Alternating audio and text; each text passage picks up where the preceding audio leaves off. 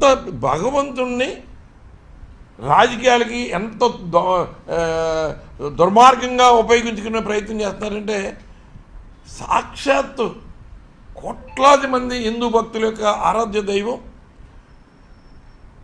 కలియుగ శ్రీ మహావిష్ణుగా కలియుగ వైకుంఠంగా భావించే తిరుమల క్షేత్రంలో శ్రీ వెంకటేశ్వర స్వామిని కూడా వీళ్ళ స్వార్థానికి వాడుకుని ఆ బురద వైఎస్ఆర్ కాంగ్రెస్ పార్టీ మీద వేసేద్దామని ఒక దుర్మార్గమైన ప్రయత్నం చేశారు. అక్కడ భక్తులు ఎంతో భక్తిభావంతో పవిత్రంగా భావించే లడ్డూ ప్రసాదంలో గొడ్డు కొవ్వు కలిసింది, పంది కొవ్వు కలిసిందని నిరాధారమైన ఆరోపణలు సాక్షాత్తు రాష్ట్ర ముఖ్యమంత్రి చేసి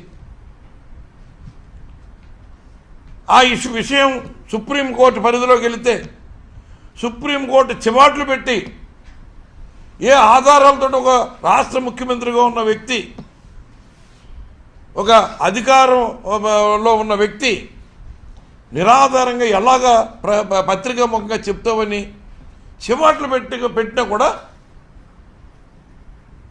ఈ పత్రం మాఫియా మీడియా మాఫియాలో ఎక్కడ ఏం రాదు, దాన్ని కవర్ చేసేసి కవరింగ్ ఇస్తారు. దానికి అప్పటి వరకు ప్రభుత్వ వైభవాలు డైవర్ట్ చేయడానికి ఆ ఇష్యూని తీసుకొస్తే అంతకుముందు కృష్ణా నదికి వరదల్ని డైవర్ట్ చేయడానికి ఈ ఇష్యూ తీసుకొస్తే దీన్ని డైవర్ట్ చేయడానికి ఇది ఫ్లేరప్ అయ్యి ఇది బూమరాంగ్ మళ్ళీ వెనక్కి తిరిగి వాళ్ళ మీదకే చుట్టుకుంటే దాన్ని మళ్ళీ డైవర్ట్ చేయడానికి ఇంకొక ఇష్యూని డైవర్షన్ పాలిటిక్స్ చేసే ప్రయత్నం.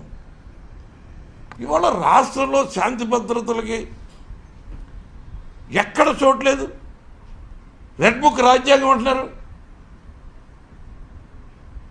సాక్షాత్తు ముఖ్యమంత్రి గారి జిల్లాలో కానీ ఉప ముఖ్యమంత్రి గారి జిల్లాలో కానీ కాన్స్టిట్యున్సీలో కానీ జరుగుతున్న ఘోరాలు, నేరాలు, అత్యాచారాలు దేన్ని పట్టించుకోరు. సింపుల్గా ఉప ముఖ్యమంత్రి గారు అయితే ఈ హోంమంత్రి ఎందుకు పనికిరాదు, అవసరమైతే నేను ఆ బాధ్యతలు తీసుకోవాల్సి వస్తుందని ఏదో ఒక హెచ్చరిక చేసినట్టుగా పంచి డైలాగ్ కొట్టేసైతే ఆ టాపిక్ డైవర్ట్ అయిపోతుంది, ఆ డైవర్షన్ పాలిటిక్స్లోకి వెళ్ళిపోతుంది.